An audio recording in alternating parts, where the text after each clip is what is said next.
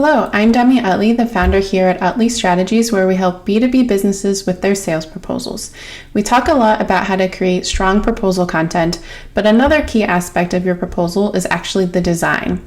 Since most companies create their proposals in Microsoft Word, today I'm going to share my 3 favorite features that make designing in Word easier. Let's get started. Here we have an example Word document, which we will use to walk through the 3 features that make designing in Word so much easier. You will notice that I am on a Mac, so if you're on a PC, your views might be slightly different, but all of the features that we cover in this video are available no matter what version you're using. So let's get started. The first feature I'm going to share today is essential for any sort of designing in Word. It's really fundamental to understand your document. So it's very simple and it makes it a lot easier to see what's actually happening within your document. So if you have any issues, this is my go-to to first see just what's happening. And that feature is this little button here, the show hide option. I call it the paragraph option because it looks like a little paragraph symbol. And it's very simple. When you click it, you'll see that all of these little paragraph symbols, the spaces pop up between the words, page breaks, all of that becomes visible to you, which is very essential whenever you're doing any sort of design in Word. I'll just kind of scroll down so you can see how it changes when there's more text in the document as well.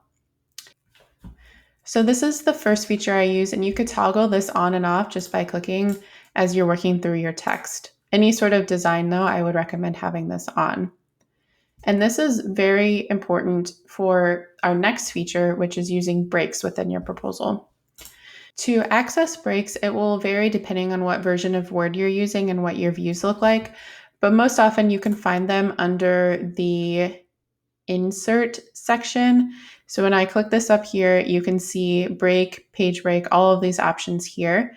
The 2 ones that we're going to focus on today are page break and section break next page. The first option, the page break option, allows you to break up the text to start at the top of the following page. This is perfect for splitting up sections where you want the formatting to stay the same, but you just want to have that extra space between them and have it start on a new page. So you can see that here. So this is a page break.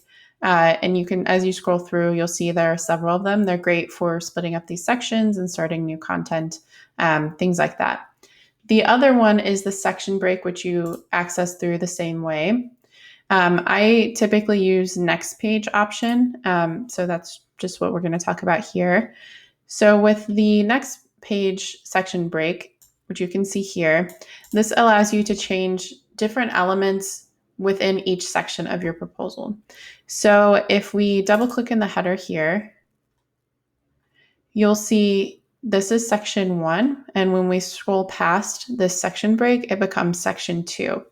So this is important because in section 2, you'll see we have this fancy little section in the header here, but we don't have that in this section. And the same with page numbers at the bottom.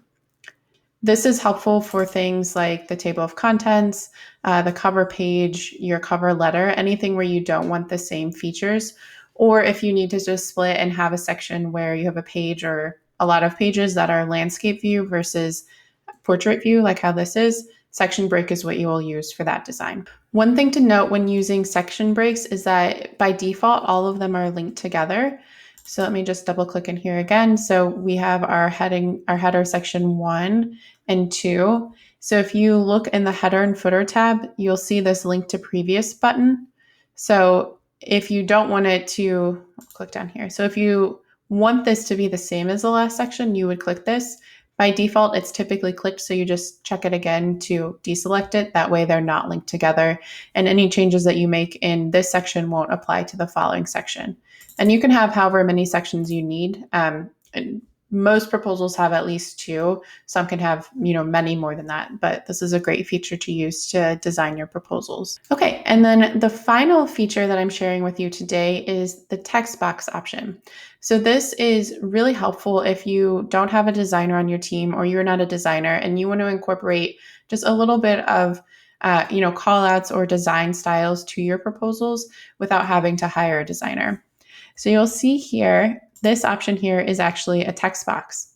And the way you can create this, so I'm just going to add a little space here.